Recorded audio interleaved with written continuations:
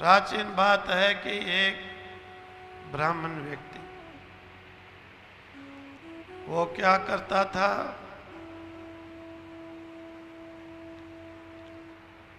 तो अच्छा, ब्राह्मण कर्मकांडी था, सब कुछ था, परंतु दुष्टता वैश्य के साथ संयोग होने से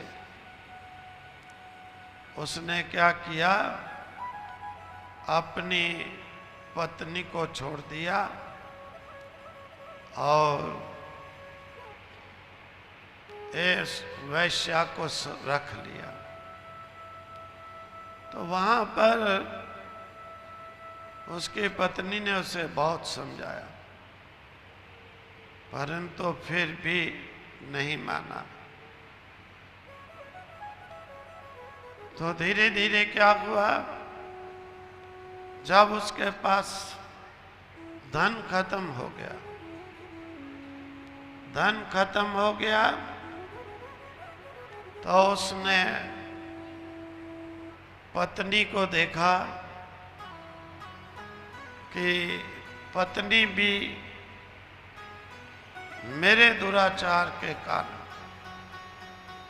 वो भी दुराचारिणी बन गई। ये देख करके उसने पहले तो उसे डांटा कि तुम दुराचार करने लग गई है, अरे दुष्ट है। उसने कहा मैं भी दुष्ट बनी हूं तुम्हारे दुष्टता के कारण। जब वैश्य रखा है, तब उसने कहा अच्छा कोई बात नहीं, ऐसा करो तुम मुझसे छुपा कर नहीं, निर्डर होकर के वैश्या कर्म करो, लेकिन बस एक बात है, जो धन कमाओ वो मुझे दे दिया कर, मैं वैश्याओं को दूंगा और वैश्य मुझे तृप्त करेंगी, मेरे से भागेंगी नहीं दूर। इसी प्रकार से चलने लगा। बहुत दिन ऐसा चलता चला। बाद में वैश्यागामी बिंदु मर गया, वैश्य धन लेके चली। अब चंचला भी अकेली रह गई। देखो ये शिव पुराण कैसे धर्म देता है,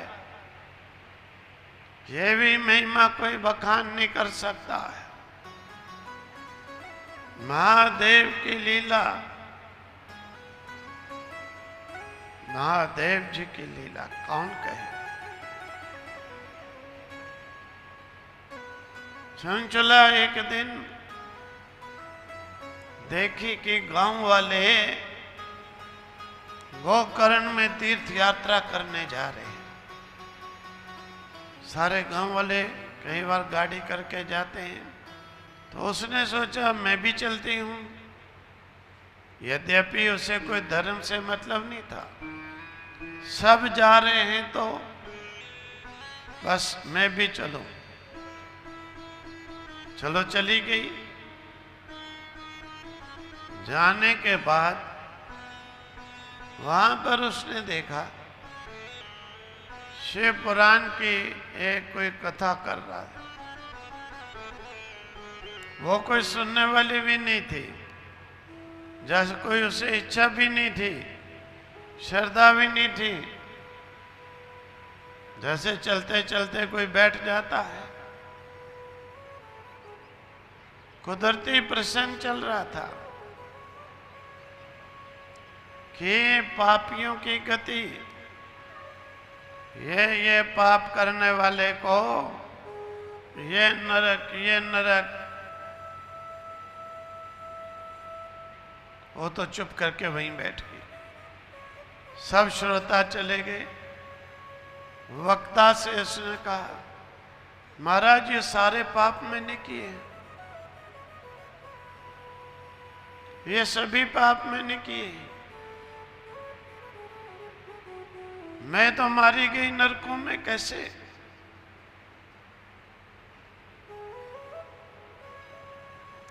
देखो मेरा क्या होगा? उसने कहा, चंचुले, ये श्री महापुराण श्रद्धा से जो सुनता है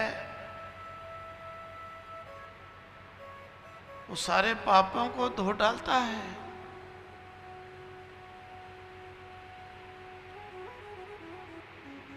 उसने कहा, मुझे सुनाइए। फिर लोग तो वापस आ गए, वो वहीं पर रह गई।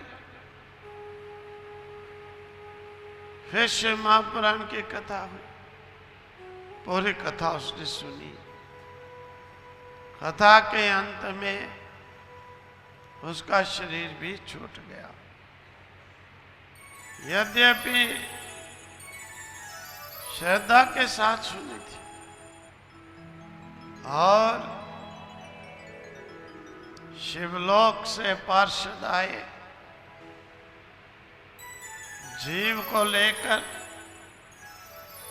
शिवलोक चले गए।